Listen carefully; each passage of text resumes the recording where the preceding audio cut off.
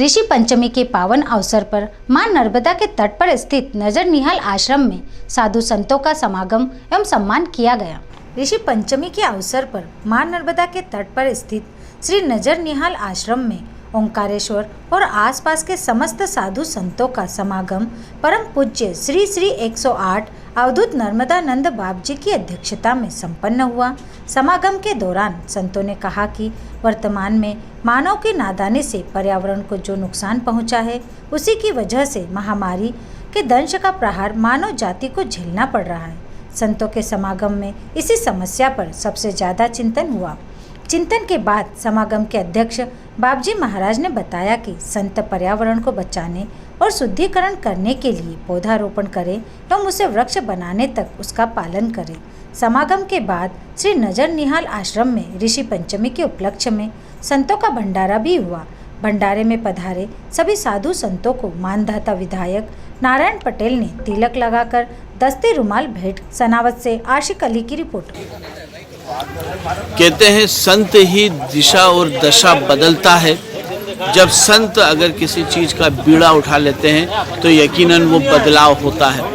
आज संतों ने ऋषि पंचमी पर यहाँ पर जो निर्णय लिया है वो यकीनन सरकार के निर्णय के अनुरूप पौधारोपण करना, पर्यावरण को बदलाव करना है। और पर्यावरण का बदलाव जमीनी स्तर पर अगर कोई कर सकता है तो संतों के आदेश को लेकर उसके भक्तों द्वारा किया जाता है। आज इस समागम पर ये जो निर्णय हुआ है, इस निर्णय से आने वाले कल के अंदर समाज को बहुत फायदा पहुंचेगा, क्योंकि निर्णय है पर्यावरण को बढ़ाना, पौधे लगाना और उनकी परवरिश कर उनको पेड़ तक पहुंचाना है। कैमरामैन राजेश जैन के साथ आशिक अली, विजन न्यूज़, सनावत। आज जो बैठकर चर्चा हुई उसके अंदर सामाजिक, पर्यावरण और इनको लेकर कुछ चर्चा हो पाई क्या कि संतों का क्या उसके अंदर भूमिका होना चाहिए? विशेष करके क्या है, संतों के साथ में हमारा उद्देश्य ये रहता है कि संत एक संसारी लोगों को मार्गदर्शक होता है। और मार्गदर्शक यदि एक व्यक्ति किसी व्यक्ति को कहता है कि भाई आपको ये कार्य करना है, तो व्यक्ति इतना उसको फॉलो नहीं कर पाएगा, जबकि उसके गुरु के रूप में संत को वो देखता है। और संत जब किसी व्यक्ति को किसी प्रदूषण के बारे या मानव मात्र की सेवा हो, जात पात से ऊपर उठ करके मानव मात्र की सेवा हो, हम पर्यावरण अगर शुद्ध होगा तो उसमें कोई व्यक्ति सनातन संस्कृति का हो कि किसी भी धर्म का व्यक्ति हो, पर्यावरण तो सभी के लिए उपयोगी होता है। इसलिए पर्यावरण के प्रति, जैसे गौ माता है, गौ माता विशेष किसी जात संप्रदाय से नहीं होती है। हमारे बहुत मुसलमान बंधु भी ऐसे होते हैं जो गौ माता के यहाँ सेवा करते हैं। और सेवा के साथ साथ में बहुत सारे अभी वर्तमान में गाय के प्रति इतना रुझान बढ़ता जा रहा है, क्योंकि लोगों को समझ में आ रही है कि गौमूत्र के द्वारा क्या क्या लाभ होता है। बड़े जैसे कैल्शियम की कमी आज अधिकतम लोगों के घुटने जाम हो जाते हैं, तो ऐसी स्थिति में गौ माता का गौमूत्र किस प्रकार से हमारे शरीर के लिए लाभदायक हो सकता है। जैसे गौ माता का उपयोग, फिर पृथ्वी के ऊपर जो प्रदूषण बढ़ता है तो जैविक खेती गौ मूत्र और गोबर के द्वारा कैसे हो सकती है, उसके बारे में चर्चा। क्योंकि आप नर्मदा तट के ऊपर बैठे हो, मां नर्मदा का आपको रोज डेली आशीर्वाद मिल रहा है, नर्मदा में प्रदूषण फैल रहा है, इसको लेकर संतों की क्या भूमिका रहेगी?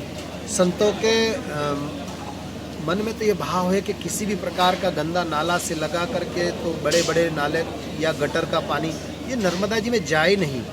एक बड़े जहाँ भी बड़े बड़े शहर हैं, उस शहर के किनारे कुएं बना करके और रिसाइकलिंग उसका अगर पानी होता है और उसको फिर खेती के लिए उपयोग में दिया जाएगा तो किसी भी प्रकार का प्रदूषण नर्मदा जी में नहीं होगा। तो संत के मार्गदर्शन में ऐसा होकर के सब संत मिल करके इस कार्य को करेंगे कि भी संत अपने शिष्यों को जो है मार्गदर्शन दे कि किसी भी प्रकार का गंदा नाला मैया जी में नहीं है। आज ऋषि पंचमी भी थी, आपके यहाँ पर जो संत लोग आए थे, कहाँ से आए थे और कितनी संख्या में रहे थे? विशेष करके तो ये क्या ओमकार क्षेत्र है और ओमकार क्षेत्र के संत यहाँ उपस्थित थे और साथ में जनप्रतिनिधि भी थे।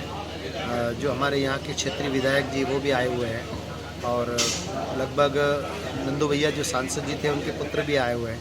तो सबका उद्देश्य यही रहता है कि भी संतों का समागम हो जाए और साथ साथ में हमारी संस्कृति को हम लोग कैसे सुरक्षित रख सकें, इस उद्देश्य को लेकर के सभी संतों का आगमन हुआ।